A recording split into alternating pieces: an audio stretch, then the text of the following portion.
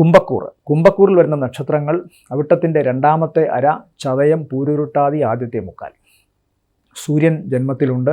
അതുകൊണ്ട് തന്നെ അസ്വസ്ഥത ഇവരെ സംബന്ധിച്ചിടത്തോളം വിട്ടുമാറാത്ത ഒരവസ്ഥ ഇപ്പോഴും കാണുന്നുണ്ട്. എന്നാൽ ബുധൻ കുറച്ച് സൗമ്യത ഇവരിലേക്ക് സമ്മാനിക്കും. അതുകൊണ്ട് തന്നെ ബുധൻ്റെ ഒരു സൗമ്യത കുറച്ചുകൂടി നല്ല രീതിയിൽ കാര്യങ്ങളിൽ ഇടപെടാൻ ഇവരെ സഹായിക്കുന്നു. അതുകൊണ്ട് 2-ൽ നിൽക്കുന്ന വ്യാഴവും ശുക്രനും ഇവർക്ക് സാമ്പത്തികമായിട്ട് ഗുണത്തെ നൽകുന്നു. 3-ലെ രാഹുവും പ്രവർത്തനങ്ങളിൽ കൂടുതൽ ജാഗ്രത കാണിക്കാൻ അവരെ പ്രേരിപ്പിക്കുന്നു. അതുകൊണ്ട് തന്നെ ഓരോ കാര്യങ്ങളിലും അവർ വളരെ ശുഷ്കാന്തിയോടുകൂടി പ്രവർത്തിക്കുന്നു.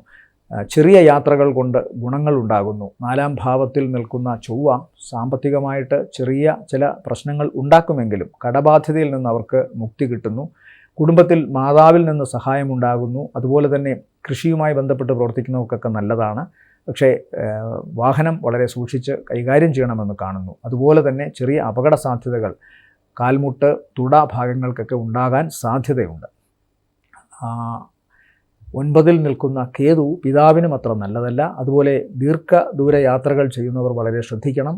എന്തെങ്കിലുമൊക്കെ തടസ്സങ്ങൾ വന്നതിന് ശേഷം മാത്രമേ യാത്ര പൂർത്തീകരിക്കാൻ സാധിക്കുകയുള്ളൂ എന്ന് കാണുന്നു. ഇവരെ സംബന്ധിച്ചിടത്തോളം ഈ ആഴ്ചയിലെ നല്ല ദിവസങ്ങളെന്ന് പറയുന്നത് 6, 7, 8 ഉച്ചവരെയാണ്. ഏതെങ്കിലും തരത്തിലുള്ള ദോഷങ്ങൾക്ക്, പ്രത്യേകിച്ചും യാത്ര അതുപോലെ പ്രവർത്തനങ്ങളിലെ തടസ്സങ്ങൾക്ക് ഗണപതിയുടെ മന്ത്രം ജപിക്കുക. ഗണപതിയെ ഞായറാഴ്ച ദിവസങ്ങളിൽ പ്രാർത്ഥിക്കുക. ഗണപതിക്ക് കറുകമാല അർപ്പിക്കുക. ഓം ശ്രീ മഹാഗണപതയെ നമഃ എന്ന് ജപിക്കുക.